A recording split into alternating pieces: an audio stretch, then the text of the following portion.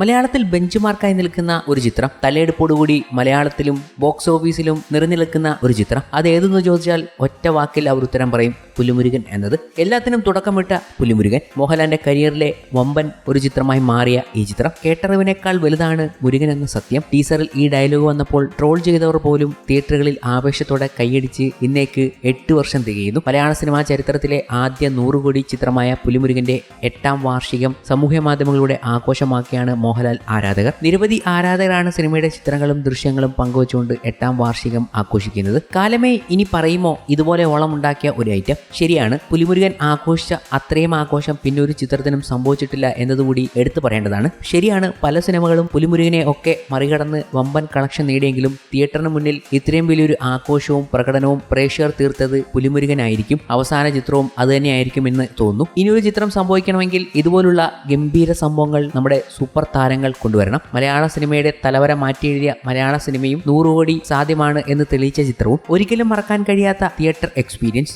എന്നിങ്ങനെ പോകുന്നു പുലിമുരുകനെ കുറിച്ചുള്ള ആരാധകരുടെ ഓർമ്മകൾ. ഒപ്പം ആദ്യ ദിനത്തിൽ സിനിമ കാണാൻ പോയപ്പോഴുണ്ടായ തിരക്കിന്റെയും ആഘോഷങ്ങളുടെയും ഓർമ്മകളും പലരും പങ്കുവയ്ക്കുന്നുണ്ട്. ഹാഷ്ടാഗിൽ 8 years of പുലിമുരുകൻ എന്ന ഹാഷ്ടാഗ് സോഷ്യൽ മീഡിയയിൽ ട്രെൻഡിംഗ് ആയി കഴിഞ്ഞു. 2016 ഒക്ടോബർ 7 പുലിമുരുകൻ റിലീസ് ചെയ്തത്. ഉദയകൃഷ്ണയുടെ തിരക്കഥയിൽ വൈശാഖ് സംവിധാനം ചെയ്ത ചിത്രത്തിന് റിലീസിന് മുന്നേ പലതരത്തിലുള്ള ട്രോളുകൾ നേരിടേണ്ടി വന്നിരുന്നു. ചിത്രത്തിന്റെ ടീസറും ട്രെയിലറും ഒക്കെ കണ്ട് ചിത്രം വലിയ ഫ്ലോപ്പായി മാറുമെന്ന് വിധി എഴുതി പലരും. എന്നാൽ റിലീസിന് ശേഷം സിനിമ തിയേറ്ററുകളിൽ വൻ വിജയമാകുകയായിരുന്നു. പീറ്റർ ഹെയ്ൻ ഒരുക്കിയ ആക്ഷൻ രംഗങ്ങൾക്ക് വലിയ സ്വീകാര്യതയും ലഭിച്ചിരുന്നു. ചിത്രം 150 കോടിയിലധികം രൂപയാണ് ആഗോളതലത്തിൽ സ്വന്തമാക്കിയത്. മോഹൻലാൽ പുലിമുരുകൻ എന്ന കേന്ദ്ര കഥാപാത്രത്തെ അവതരിപ്പിച്ച സിനിമയിൽ തെന്നിന്ത്യൻ താരം ജഗപതി ബാബു ആയിരുന്നു പ്രധാന വില്ലൻ കഥാപാത്രത്തെ അവതരിപ്പിച്ചത്. കമാലിനി മുഖർജി, ലാൽ, വിനു മോഹൻ, ബാല, സുരാജ് വെഞ്ഞാറമൂട്, നോബി, ഹരീഷ് പേരടി തുടങ്ങിയവരാണ് സിനിമയിലെ മറ്റ് പ്രധാന കഥാപാത്രങ്ങളെ അവതരിപ്പിച്ചത്. മുളകമ്പാടം ഫിലിംസിന്റെ ബാനറിൽ ടോമിച്ചൻ മുളകമ്പാടമാണ് ചിത്രം നിർമ്മിച്ചത്. ഇതിനുശേഷം ഈ ടീമിന് അങ്ങനെ ഒരു വണ്ടർ ക്രിയേറ്റ് ചെയ്യാൻ പറ്റിയില്ല എന്നതാണ് ഈ കാലയളവിൽ എല്ലാം കാണാൻ കഴിയുന്നത്. വൈശാഖ് എന്നാൽ